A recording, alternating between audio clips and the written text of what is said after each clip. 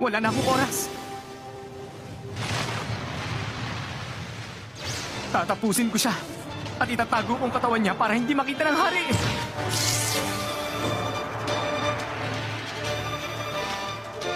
Paano niya nagawang maging ganun kabili? Sa bilis niyang kumilos, mahihirapan akong hulihin siya kahit buong kapangyarihan ko pang gamitin ko. Balak ba niyang patumbahin muna ako bago niya kunin ang target niya? Pinababa mo ang bilis at kapangyarihan mo dyan sa ginawa mo. Kung tumatakbo ka dahil natatakot ka maparusahan, hindi mo kailangan mag-alala. Patatawarin ka ng aming hari. Anong palagay mo sa akin? Madaling mauto? Halata namang balak mo talaga akong igapos sa puno at gawing isang kawal ninyo. Tama, ganyan nga. Tumakbo ka lang.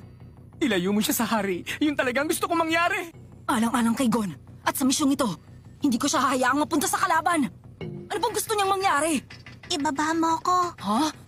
Ang sabi ko, ibaba mo ko. Sino ka ba? Aray! Hindi kita Ano ba? kilala. Masakit Tsaka ka? bakit parang Ano ba ginagawa mo? Sira ka ba? Nililigtas nga kita eh! Aray!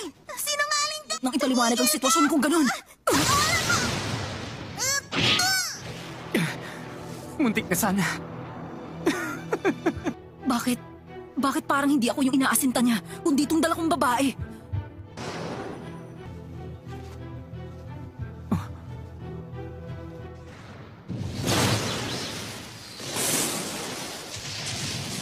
Kapag tumungtong ka sa bilog na to, lagot ka sa akin. Ah!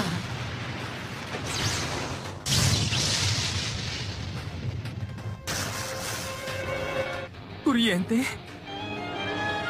Sige lang, dahan-dahan kitang pupulbusin. Nararamdaman ko ang pagkayamot mo. Gusto mo ba ng tulong? Don, kaya ko na pong i-dispatcha ang mga tagalabas.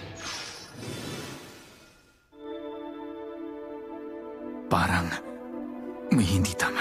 Ano pong ibig niyo sabihin? Wala nang bagay na mas importante pa sa pamumuno ninyo sa lahat ng nilikha. Hindi nawawala ang sakit. Noon, nasaan dyan? Ang lugar kung saan pinakamadalas akong mamalagi.